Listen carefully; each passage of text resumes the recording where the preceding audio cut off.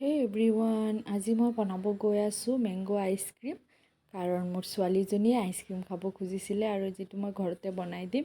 তাৰ কাৰণে প্ৰথমতে গাখীৰ বহাই লৈছোঁ গেছত এইটো ভালকৈ উতল আহিলে অকমান কমিলে তাৰ পিছত হেৰি দিম এতিয়া মই দুটা ডাঙৰ সাইজৰ আম লৈ লৈছোঁ আৰু এফালে মোৰ গাখীৰটো উতল আহি গৈছে এইকাৰণে কাষ্টাৰ্ডটো গুলি লম তাৰ কাৰণে অকমান পানীত মই কাষ্টাৰ্ড অলপ গুলি লৈছোঁ কাষ্টাৰ্ডটো নিদিলেও হয় কিন্তু কাষ্টাৰ্ড পাউডাৰটো দিলে গাখীৰটো ডাঠ হয় আৰু ফ্লেভাৰটো খুব ধুনীয়া হয় মোৰ কাষ্টাৰ্ডটো আছিল ভেনিলা ফ্লেভাৰ যাৰ কাৰণে টেষ্টটো আৰু ফ্লেভাৰটো বহুত ভাল আহে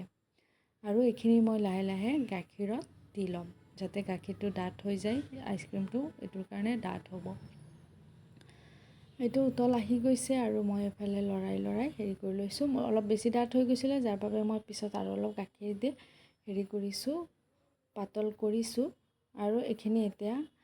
ঠাণ্ডা হ'ব দিম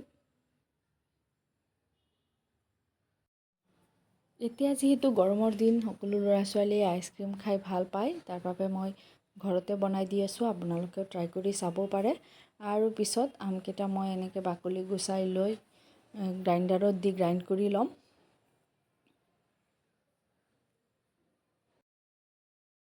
যদিহে আপোনাৰ ল'ৰা ছোৱালীও এনেকৈ আইচক্ৰীম খাই ভাল পায় আইচক্ৰীম লাভাৰ হয়